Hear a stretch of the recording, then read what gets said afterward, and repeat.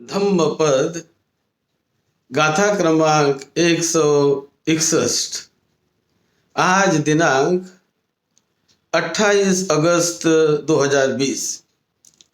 ये गाथा, ये देशना तथागत भगवान बुद्ध ने श्रावस्ती में रहते समय जेतवन विहार में ही एक महाकाल नाम का उपासक, उस उपासक को उद्देश्य करके ये देशना तथागत बुद्ध ने दी थी। अत्ताहि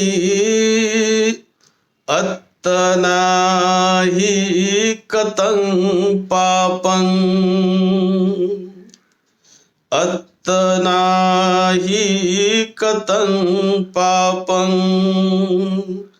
अत्तजं अत्तसंभवं, अभिमथति दुमेधं, वज्रं वह्ममयं मणिं। तथागत बुद्ध श्रावस्ती के जेतवन विहार में विहार करते थे और उस समय अष्टमी का दिन, पूर्णिमा का महोत्सव, ये विहार में हमेशा उपासक उपासिकाओं के हित सुख के लिए, उपासक उपासिकाओं के कल्याण के लिए हमेशा ये प्रोग्राम विहार में मनाए जाते रहते हैं। विशेष पूर्णिमा का प्रोग्राम तो हर जगह मनाया जाता रहता है बिहार में, और अष्टशील के लिए वो बहुत ही महत्व का दिन पूर्णिमा का होता ही है। उसी प्रकार अष्टमी का दिन मनाया जाता है और अमावस्या का दिन मनाया जाता है। तो महीने में आने वाले जो 4 दिन होते हैं, वो चारों दिन, पूर्णिमा, अमावस्या और 2 अष्टमियाँ, तो ऐसे ये मनाए जाते हैं। तो ये जो महाकाल नाम का उपासक प्रति मास वो अष्टमी के दिन विहार में आते रहता था और विहार में आकर वो अभ्यास भी करता और बहुत कभी कभी रात्रि तक, वो देर रात्रि तक कभी ठहरता वहाँ पर, और फिर रात्रि में ही कभी कभी वो चला जाता था, अपने घर वापस चला जाता था।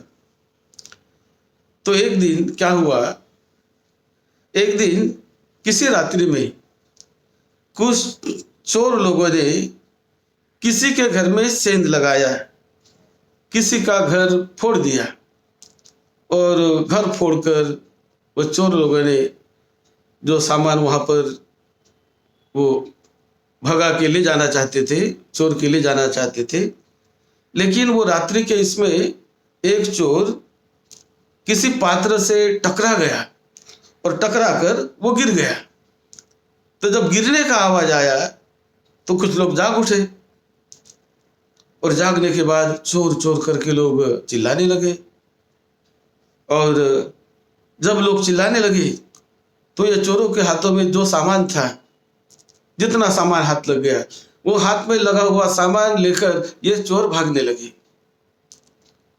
और लोग भी जाग गए, कुछ लोग जाग गए जो जिनके घर में चोरी हुई, और उसमें उनका पीछा करने का कुछ ने प्रयास किया।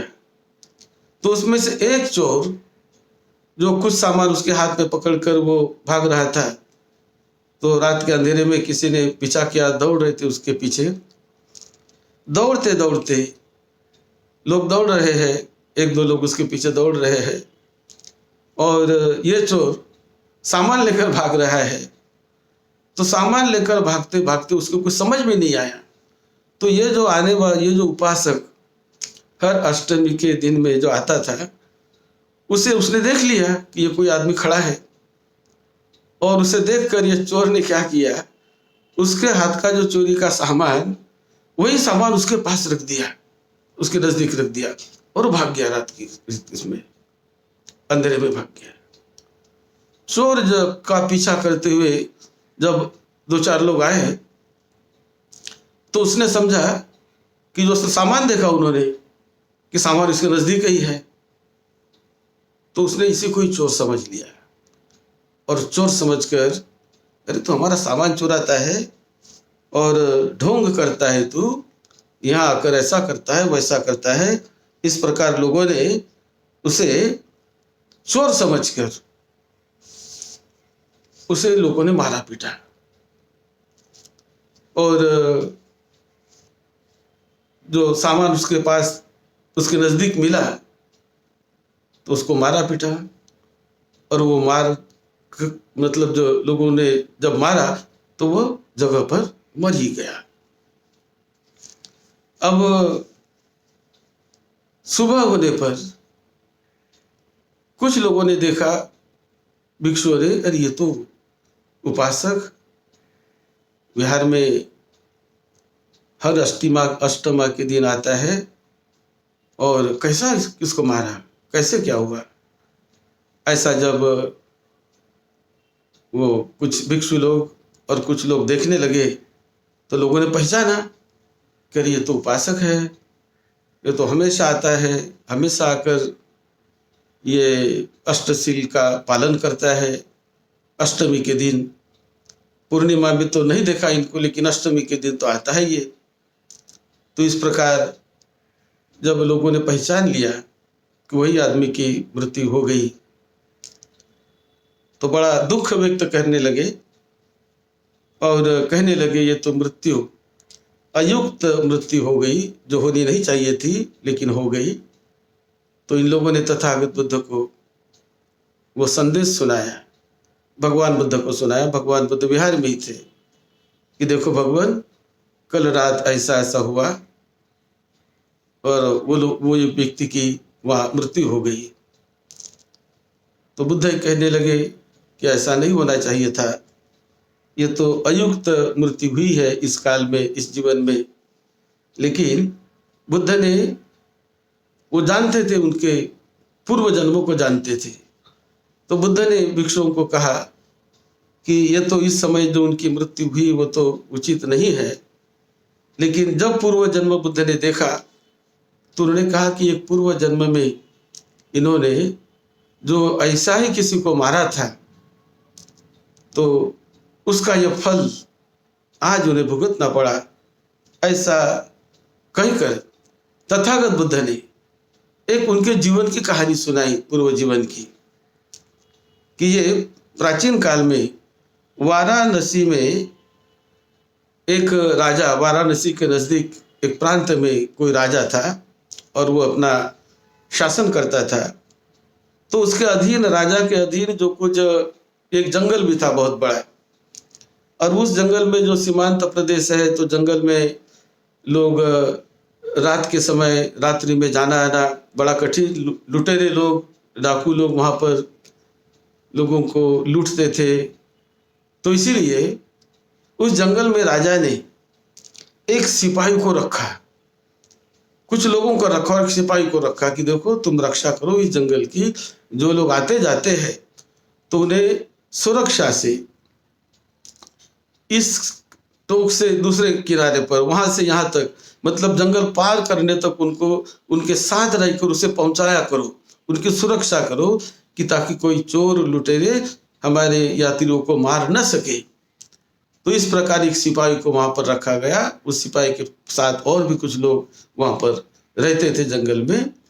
तो ऐसा ये जो व्यक्ति था, ये वहां सिपाही का काम करता था, राजभट करके। तो ऐसा राजा की ओर से इसे रखा गया था। तो इसका यही काम था कि जो लोग रात्रि के यहाँ इस दिशा से उस दिशा में जाते हैं या उस दिशा से इस दिशा में आते हैं, तो ये उनको कंपनी देकर, उनके साथ चलकर उसको ठीक से पहुंचाता था, यहाँ से वहाँ और वहाँ से वहाँ, इस प्रकार से पहुंचाता था कि जंगल के रास्ते पर वो पहुंचाने का काम करता था, एक सुरक्षा देने का काम करता था। तो एक दिन ऐसा हुआ कि एक युवक अपनी पत्नी के साथ एक छोटी गाड़ी लेकर वो जंगल का रास्ता पार कर रहे थे। तो गेट पर इनको पता चला कि आए हैं, पार कर रहे हैं, तो इन्हें सुरक्षा चाहिए। तो ये सिपाही वहां पर गया और सुरक्षा देना उनकी ड्यूटी ही थी। तो वहां जाकर उसने, उसकी जो पत्नी थी वो बड़ी सुंदर थी, तो उसके पत्नी पर इसकी नजर गई, एक बुरी नजर गई इसकी, और उसने सोचा कि इनको हम नहीं जाने देंगे, आज इनको यहीं रुकेंगे। ऐसा सोचकर वो उनको कहने लगा कि देखो भाई, अब रात्रि में तुम मत जाओ, तुम यहीं रुको। तो वो कहने लगा नहीं, मैं तो जाने वाला हूँ, आप मुझे केवल वहां तक पहुंचा दो। वो रोकते रहा कि नहीं, तुम रुको, मत जाओ, हम खाने पीने की व्यवस्था करेंगे, रहने की व्यवस्था करेंगे, हम सब करेंगे, तुम मत जाओ। तो दोनों को जबरदस्ती इन्होंने रोकने का प्लान बनाया, और वो सिपाही ने अपने नौकरों को बताकर कि देखो उनकी गाड़ी को बिगाड़ दो। तो उसकी गाड़ी को बिगाड़ दिया, कुछ खराबी आ गई गाड़ी में। अब तो इसे रुकना ही पड़ा, अब गाड़ी भी नहीं जा सकती, उनके साथियों ने बिगाड़ दिया था, ये सिपाही के लोगों ने ही उनके कहने पर। तो रुका वो, उनके खाने पीने की, भोजन की सारी व्यवस्था कर दी इस सिपाही ने, लेकिन मन उनका कलुषित था। सारी व्यवस्था करने के बाद अब कल तो सुबह जाने वाला है, तो उसने क्या किया, अपना एक मणि रत्न उसने उसके गाड़ी में छिपाने के लिए बोल दिया, किसी को रख दो गाड़ी में। इसने ही रख दिया गाड़ी में, और गाड़ी में रखने के बाद अचानक उसने गाड़ी में रख दिया, किसी को पता न चला। और फिर सुबह कहने लगा, अरे मेरा मणि रत्न चोरी हो गया, मेरा मणि रत्न चोरी हो गया, खोजो खोजो, इधर उधर खोजो खोजो। इस प्रकार का सब खोज की शुरुआत हो गई, और खोजने लगे सभी। तो जहाँ वहाँ खोज शुरू हो गई, तो कहने लगे कि भाई रात को जो रुके थे उनकी भी तलाश लेनी चाहिए, लेकिन वो तो निकल गए हैं गाड़ी लेकर। तो इन्होंने अगली पोस्ट पर, अगली गेट पर उन्होंने बता दिया कि देखो सभी की तलाश करो, मेरा मणि रत्न चोरी हो गया है। तो जब अगले गेट पर इनके ही लोग थे, तो जब उन्होंने उसकी गाड़ी की तलाश ली, तो तलाशी लेकर उसने देखा कि उनके गाड़ी में मणि रत्न वो दिखाया, उसको दिखाई दिया। तो जब उसने मणि रत्न देखा तो उन्होंने चोर समझा उसको कि अरे तूने मणि रत्न चुरा लिया, हमारे जो बड़े वरिष्ठ अधिकारी का मणि रत्न तूने चुरा लिया। ऐसा कह के उन जो गेट पर जो लोग थे उन लोगों ने मिलकर उसे मारा पीटा, और उसकी मृत्यु हो गई। तो इसकी वजह से उसकी मृत्यु हो गई। इसने जो प्लान किया उसकी मृत्यु कराने का, उसको मारने का, तो ये जो उसने प्लान किया था वो व्यक्ति वही था जो आज महाकाल नाम का उपासक है। तो इसीलिए ये जब उसने किया तो इस पाप कर्म की वजह से 100 जन्म उनको इसी प्रकार मार पीट कर लोगों ने इसकी हत्या की है। जब इन्होंने इस प्रकार मारा था तो 100 जन्म इसको इस प्रकार भोगने पड़े। उसके बाद ये तो दुर्गति में चला गया, लेकिन दुर्गति से निकलकर 100 जन्म ऐसे गए, और आज का ये जन्म था ये उनका एक आखिरी जन्म था कि जिसमें आज वो अपने उस पूर्व कर्म के दुष्कर्म के परिणाम का वो शिकार बन गया। तो जब बुद्ध ने कहा कि आज जो इसका ये हुआ है ये उसके अनुसार ये तो ठीक लगता है, लेकिन इस समय जो इसका जो उसको जो मारा गया तो वो तो अभी तो अनुचित लगता है, लेकिन ये कर्म की गति नहीं बता सकते। कौन सा कर्म किस समय कैसा फल देगा वो सामान्य आदमी को पता नहीं चलता है। लेकिन जो हम कुकर्म करते हैं, बुरे कर्म करते हैं, उसका फल कहीं ना कहीं कभी ना कभी वो मिलता ही रहता है। छाया की तरह वो कर्म आदमी का पीछा करते रहते हैं। इसीलिए तथागत बुद्ध बताते हैं कि बुद्धिमान आदमी ने हमेशा होश आने पर जागरूक रह के ऐसा कोई बुरा काम कभी अपने हाथों से नहीं करना चाहिए कि जिसका फल मुझे बहुत बुराई से भुगतना पड़े। ऐसा नहीं करना चाहिए। यही बात तथागत बुद्ध ने इस गाथा में, इस घटित घटना के प्रसंग पर तथागत बुद्ध ने भिक्खु संघ को ये गाथा बताई। अत्त नाही कतं पापं अत्तजं अत्त संभवं अभिमथति दुम्मेधं वजिरं वम्हं मयं मणि। तो जो हमारा जो बुरा कर्म होता है, पाप कर्म होता है, वो पाप कर्म कभी न कभी वो फल देता ही है, फल देता ही है। इसीलिए बुद्धिमान आदमी ने इस पाप कर्म से हमेशा बचे रहने का प्रयास करना चाहिए। बुद्ध कहते हैं कि जैसा वज्रमणि वो पत्थर से बनाया जाता है, लेकिन वो वज्रमणि वो जो पत्थर को छेद करता है, उसी प्रकार जो संग्रहित पाप कर्म वो जीवन को दुख रूपी छेद करके हमें वो दंडित करता है। कौन कब दंडित करेगा इसका पता नहीं चलता। तो इसीलिए हमेशा जागरूक भाव से जागरूक रहकर कि मेरे हाथ से कभी ऐसा बुरा कर्म ना हो, दूसरों को परेशान करने वाला कर्म ना हो। जो भी कर्म मुझे करने हैं होश में रहकर दूसरों को सुख शांति देने वाले कौन से काम मैं कर सकता हूँ, कैसे अधिक से अधिक मैं लोगों के हित के सुख के लिए कुशल कर्म कर सकता हूँ। अकुशल तो कभी नहीं, अकुशल से हमेशा हमेशा बुद्धिमान आदमी ने जागरूक भाव से अकुशल कर्मों से हमेशा दूर रहना चाहिए, दूर रहना चाहिए। और जब भी हो कुशल कर्म, पुण्य कर्म, सुखदायी कर्म, मंगलकारी कर्म मेरे शरीर से होता रहे, मेरे वाणी से होता रहे, मेरे द्वारा होता रहे।